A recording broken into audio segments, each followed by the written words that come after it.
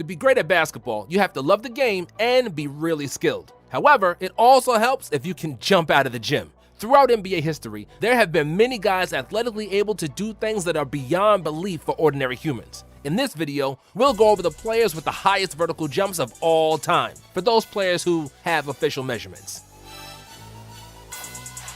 Shannon Brown, 44.5 inches.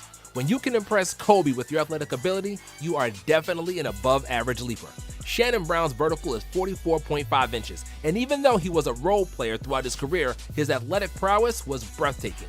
Brown won 2 titles with the Lakers in 2009 and 2010, where he played the best basketball of his career. He also appeared in the 2010 dunk contest, but surprisingly couldn't get past the first round. Zion Williamson, 45 inches. It's unreal that a 285-pound man that's built like a tank can jump as high as Zion can. Zion is like a Tesla Model X, an SUV that can win in a race against a sports car. With the 45-inch vertical, Williamson is one of the most athletic players in the NBA. Even as a rookie, he's one of the most challenging guys to guard, and we've seen players simply bounce off his large body. At his time at Duke, he successfully completed a dunk from the free throw line, leaving all GMs drooling to get the #1 pick. Hopefully, he'll remain injury-free so we can all enjoy the game of this physical marvel. Spud Webb, 46 inches.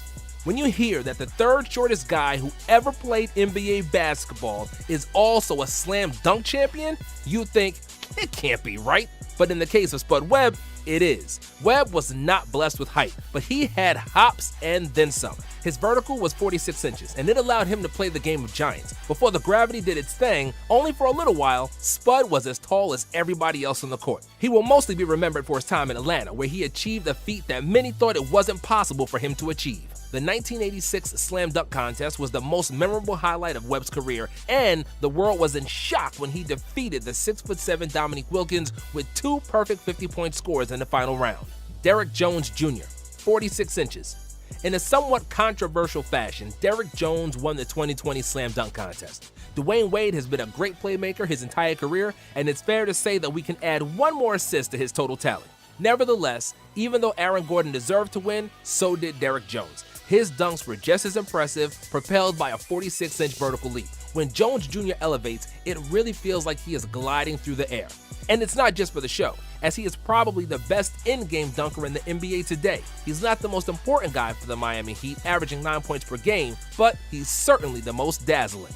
Zach LaVine, 46 inches.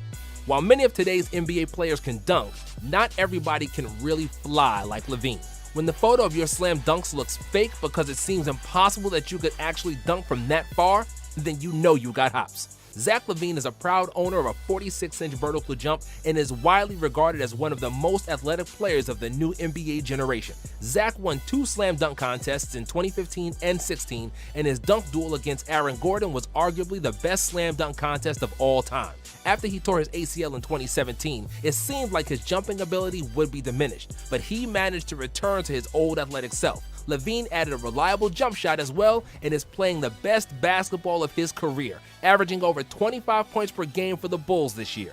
James White, 46 inches. James White did not have a stellar NBA career, appearing in only 67 games with the averages of 2.7 points in less than 9 minutes per game. He was more popular overseas than he was in the States, and his career story is that of a great dunker, not so much a great player.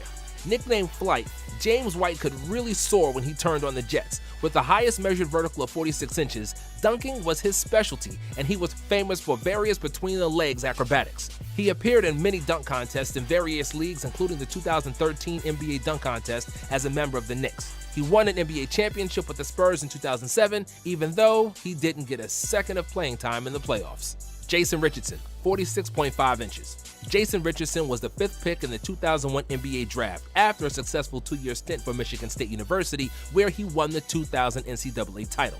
Drafted by the Warriors, Jay Rich dazzled with his scoring and exceptional athletic ability. With his 46.5-inch vertical, he was the most athletic player in the league in the early 2000s. Considering he played at the same time as peak Carter, T-Mac, and Kobe, that is definitely something to be proud of. In the manner of Shawn Kemp, Jay Rich was vicious to to the rim, and his dunks made a regular appearance on the NBA Top 10. His out-of-this-world bounce helped him to win the 2002 and 2003 Slam Dunk Contest, and Jay Rich became the first player since Jordan to win it back-to-back.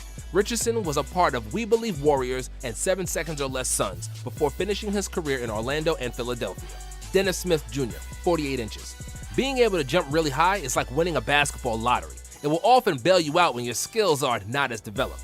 That can be a gift and a curse, as some players can rely on their athleticism too much and don't perfect other parts of their game. Dennis Smith Jr. is one of those players. He can jump like Michael Jordan and has the same 48-inch vertical as him, but he's far away from his airness. Smith's career has been relatively disappointing so far, and he's averaging only 5 points per game for the Knicks this season. Despite those springs in his legs, he doesn't look like a starting NBA point guard as of yet, and will have to improve his skill to justify big expectations. Darrell Griffith, 48 inches. When we think about the NBA high flyers of the 80s, the first associations are Jordan, Dominique, and Dr. J. With the 48-inch vertical, Darrell Griffith's jumping ability was up to par or better than those players, even though his legacy is somewhat forgotten compared to them. Griffith was the best player for the University of Louisville that won the NCAA title in 1980. He won the Most Outstanding Player of the Final Four and the John Wooden Player of the Year award. Utah Jazz selected him with the second pick in the NBA draft, and Griffith was Rookie of the Year in 1981. His acrobatic jumping ability earned him the nickname Dr. Duncanstein, and together with Adrian Dantley, Griffith made one of the best scoring duos in the first half of the 80s. Apart from being a 20-point scorer and a great dunker, Griffith also led the league in three-point shooting for 2 years. However, 2 severe foot and knee injuries clipped his wings, and he wasn't Dr. Duncanstein no more. His production declined, and Griffith was forced to retire at age 32. He played in Utah his entire career, and his number is retired by the team. Michael Jordan, 48 inches. Michael Jordan was destined to be great at basketball. He had a perfect body for the sport, and his 48-inch vertical and huge hands set him apart from everybody else. Exceptional leaping ability allowed MJ to make dunks from the free throw line, and it seems that for him, the laws of gravity apply a bit less. Jordan was athletically miles away from every player of his era. While others were merely jumping, Jordan would take flight in his Air Jordans and remained airborne longer than any player we've seen before. Combined with his killer instinct and great basketball fundamentals, this created the narrative for Jordan to be the GOAT. A great example of Jordan's athletic supremacy is Larry Jordan, Michael's brother. Larry was 5'8" and was not a pro basketball player, but Larry could also be called Air Jordan because he had a 44-inch vertical and could dunk with ease. For example, Vince Carter's vertical is 43 inches, which tells you how genetically